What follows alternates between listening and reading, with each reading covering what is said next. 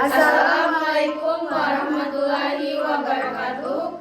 Om Swastiastu, Namo Buddhaya, salam kebajikan, Shalom. Baik, sebelum kami lanjut ke materi, izinkan kami memperkenalkan diri kami masing-masing. Perkenalkan, nama saya Aprilian dengan NIM A40123034. Dan saya Zaskia dengan NIM A40123027. Saya Komareda Pariati dengan NIM A40123008. Saya Wijayanti dengan NIM A40123004. Perkenalkan, nama saya Sri Bulan dengan akhiran NIM 012. Kenalkan, nama saya Febriana dengan akhiran NIM 023. Kenalkan, nama saya Siti Nur Fadila dengan akhiran NIM 021. Saya Nuzul Rahmatia dengan NIM A40123039. Baik, kali ini kami akan membahas materi tentang trigonometri. Ayo kita simak video ini bersama-sama. Pertama-tama kita akan membahas tentang ukuran sudut. Nah, pada umumnya ada dua ukuran yang digunakan untuk menentukan besar sudut, yaitu yang pertama ada derajat dan juga radian. Nah, tanda derajat itu ditandangkan dengan ini dan radian itu ditandangkan dengan K. Nah, singkatnya satu kali putaran penuh itu sama dengan 360 derajat, atau 1 derajat itu didefinisikan sebagai besar sudut 1/360 kali putaran. Nah, ini contohnya. Ini 1 kali 360 putaran, 1/4 putaran, 1/2 putaran, dan 1 putaran. Selain kita membahas tentang derajat, kita membahas juga tentang radian. Nah, 1 radian atau 1 rad itu adalah besarnya sudut yang dibentuk oleh buah jari-jari lingkaran. Nah, contohnya itu 1 putaran itu sama dengan 360 derajat atau sama dengan 2 pi radian. Kita masuk ke contoh soal, yaitu 1/2 putaran itu sama dengan 1/4 kali 360 derajat itu sama dengan 90 derajat. Jadi untuk 90 derajat itu sama dengan 90 dikali pi per 180 radian sama dengan 1/4 pi radian. Contoh soal selanjutnya itu 1/3 putaran sama dengan 1/3 dikali 360 derajat itu sama dengan 120, atau 120 derajat itu sama dengan 120 dikali pi per 180 rad itu sama dengan 1/3 pi radi. Selanjutnya kita masuk pada konsep dasar sudut. Untuk memahami masalah sudut lebih jelas, mari kita simak. Pertama-tama kita lukis dulu sinar AB, yang kemudian kita putar sinar AB menjadi sinar AC. Di sini kita sudah membuat sudut BAC, yang kemudian sudut BAC ini kita beri nama dia A. Dari proses tersebut kita sudah membuat sudut BAC. Selain itu, arah putaran memiliki makna dalam sudut. Yang pertama, apabila arah putaran melawan arah jarum jam, dia berarti positif. Dan apabila arah putaran searah dengan arah jarum jam, berarti negatif. Dalam bidang koordinat kartesius, jika sisi awal berimpit dengan sumbu X dan sisi terminalnya terletak pada salah satu kuadran koordinat kartesius, disebut sebagai sudut standar atau sudut baku. Jika sisi akhir berada pada salah satu sumbu pada koordinat disebut pembatas kuadran, yaitu 0 derajat, 90 derajat, 180 derajat, 270 derajat, dan 360 derajat. Untuk memahami lebih lanjut, mari kita lihat gambar di bawah ini. Nah, ini Contoh gambar dari sudut baku dan sudut konterminal. Ini merupakan sisi terminal yang terletak di salah satu kuadran. Definisi dari sudut konterminal yaitu dua sudut standar yang memiliki sisi akhir yang berimpit. Nah, kemudian ini contoh yang kedua yaitu besar sudut pada setiap kuadran. Garis seperti ini merupakan pembatas kuadran dari 0 derajat, 90 derajat, 180 derajat, 270 derajat, dan sampai kembali lagi ke 360 derajat. Nah, selanjutnya kita akan langsung ke contoh soal. Di sini saya memiliki salah satu contoh soal, yaitu gambarlah sudut standar 60 derajat dan tentukan posisi setiap sudut koordinat kartesiusnya. Pertama-tama kita gambar dulu koordinat kartesiusnya.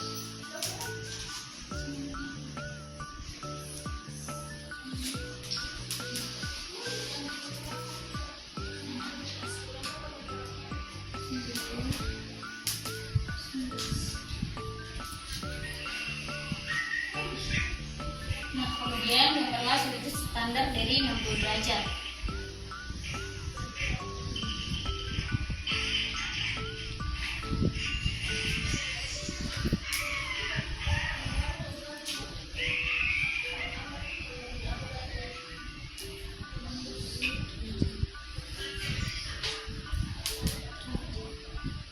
Nah, sisi awal terletak dari sisi akhir. Kemudian kuadrannya terletak di kuadran 1.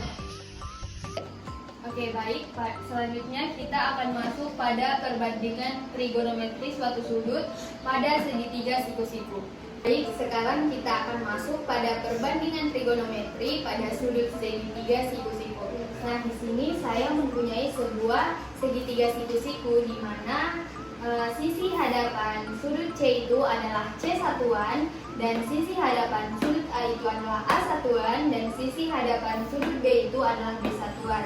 Nah, sisi AB ini biasa disebut dengan sisi miring atau biasa yang kita dengar itu biasa disebut dengan hipotenusa. Dan sisi AC itu adalah sisi samping dari sudut alfa dan sisi BC itu merupakan sisi depan dari sudut alfa. Nah, di sini pada umumnya jika kita mendengar trigonometri kita akan membahas tentang sinus, kosinus, tangen, kotangen, dan seterusnya.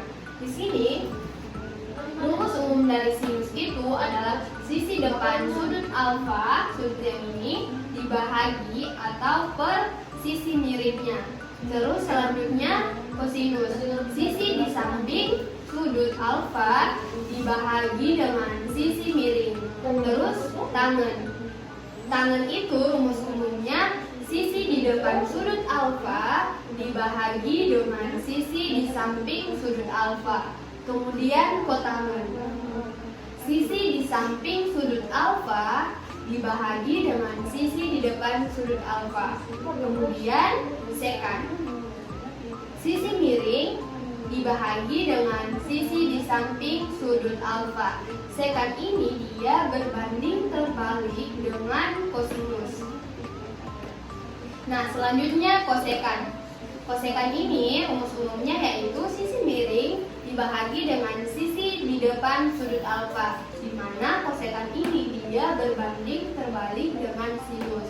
Nah, di sini sinus itu biasa disingkat dengan sin dan kosinus itu biasa disingkat dengan kos. Tangen dia biasa disingkat dengan tan dan kotangen biasa disingkat dengan cot. COT. Dan sekan biasa disingkat dengan sec. Dan kosekan biasa disingkat dengan CSC. Dari definisi ini dapat diturunkan rumus-rumus berikut ini. Seperti sekan alfa itu sama dengan 1 per cos alfa. Terus kosekan alfa itu sama dengan 1 per sin alfa. Terus kotangen sama dengan 1 per tangen alfa. Kemudian tangen alfa itu sama dengan sin alfa per cos alfa. Kemudian kotangen alfa itu sama dengan cos alfa per sin alfa. Selanjutnya kita akan masuk pada contoh soal. Jadi sebelum itu kita gambar dulu segitiga siku-siku. Nah, jadi ini adalah sudut A, sudut B, dan sudut C. Dan ini adalah sudut alfa. Dimana diketahui bahwa sisi A sama dengan akar 5.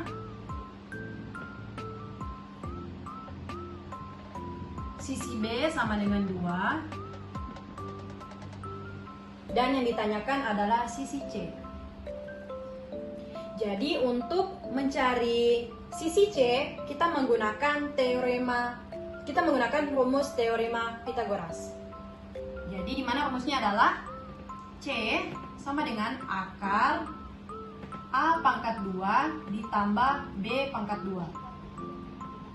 Tinggal kita masukkan saja nilainya, bahwa nilai A pangkat 2 yaitu akar 5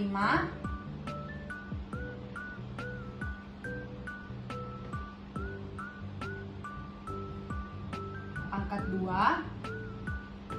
ditambah 2 pangkat 2. Nah, untuk mencari nilai akar 5 pangkat 2, tinggal kita jabarkan bahwa akar 5 dikali akar 5 sama dengan akar 25. Nah, nilai dari akar 25 sama dengan 5. Jadi, akar 5 ditambah 2 pangkat 2, 4. Jadi, akar 5 ditambah 4 sama dengan akar 9. Nah, nilai dari akar 9 sama dengan 3. Jadi, sisi C sama dengan 3. Nah, jadi nilai perbandingan trigonometri sudut A adalah, dimulai dari sin A. Dimana kita ketahui bahwa rumus dari sin A sama dengan A per C. Nah, dimana A itu adalah sisi depan dan C adalah sisi miring. Tinggal kita masukkan saja nilainya. Jadi nilai A sama dengan akar 5, nilai C sama dengan 3. Nah, hasil dari akar 5 per 3 sama dengan 1 per 3 akar 5. Nilai B-nya adalah 2 dan C-nya adalah 3. 2 per 3. Kemudian tan A. Rumusnya itu A per B. Nilai A-nya adalah akar 5 dan B adalah 2. Jadi akar 5 per 2 sama dengan 1 per 2 akar 5. Kemudian kotangen A atau kot A. Rumusnya adalah B per A.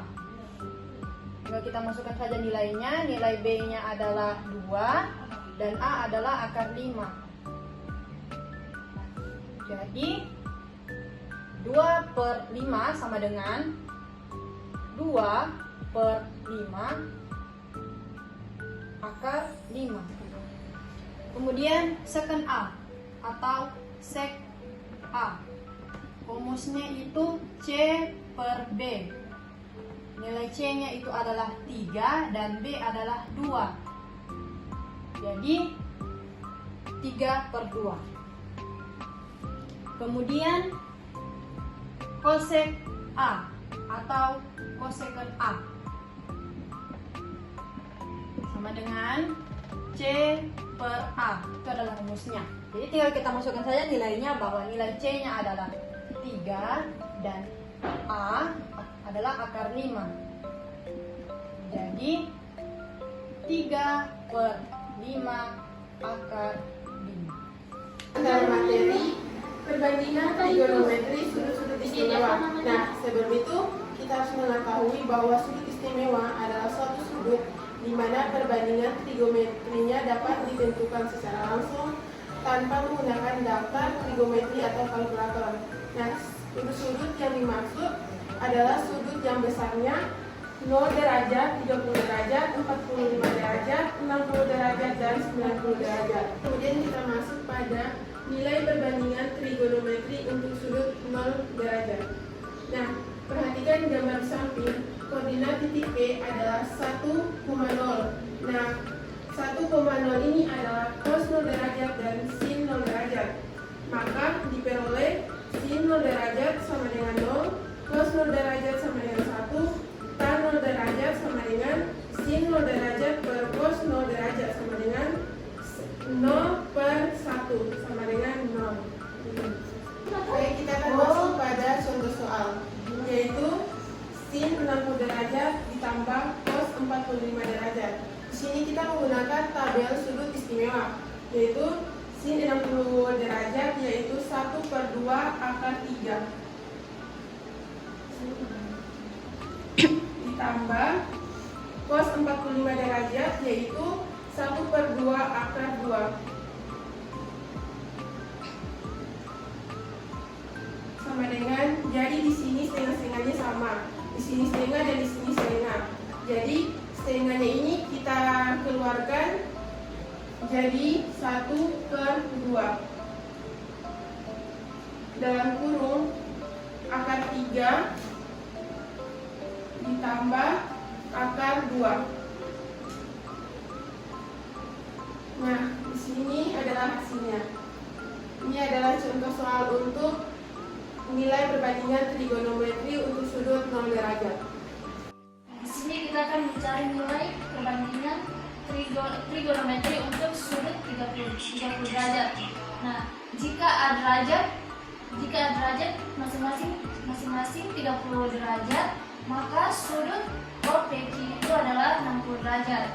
Nah, segitiga OPP aksen, siku-siku di P aksen menggunakan rumus Pythagoras. Jadi, untuk A 30 derajat, maka koordinat titik P adalah 1/2 akar 3, 1/2 sama dengan cos 30 derajat dan sin 30 derajat. Maka diperoleh sin 30 derajat itu sama dengan 1/2 cos 30 derajat sama dengan 1/2 akar 3, dan tannya 30 derajat sama dengan sin 30 derajat per cos 30 derajat. Nah, sama dengan sin 30 derajat itu sama dengan 1/2 per cos 30 derajat itu 1/2 akar 3 sama dengan 1/3 sama dengan 1/3 akar 3. Baik, sekarang kita akan masuk pada nilai perbandingan trigonometri untuk sudut 60 derajat. Di sini kita akan mencari nilai O, P, dan Q. Untuk mencari nilai O, P, dan Q, kita menggunakan rumus teorema Pythagoras. Jadi, untuk A sama dengan 60 derajat, maka koordinat titik P adalah 1/2 akar 3 sama dengan cos 60 derajat dan sin 60 derajat, maka diperoleh sin 60 derajat sama dengan 1/2 akar 3. Cos 60 derajat sama dengan 1/2 dan tan 60 derajat sama dengan sin 60 derajat per cos 60 derajat sama dengan 1/2 akar 3 per 1/2, hasilnya itu akar 3. Sekian dari materi yang kami bawakan, lebih dan kurangnya kami mohon maaf. Wassalamualaikum warahmatullahi wabarakatuh. Om Santi Santi Santi Om.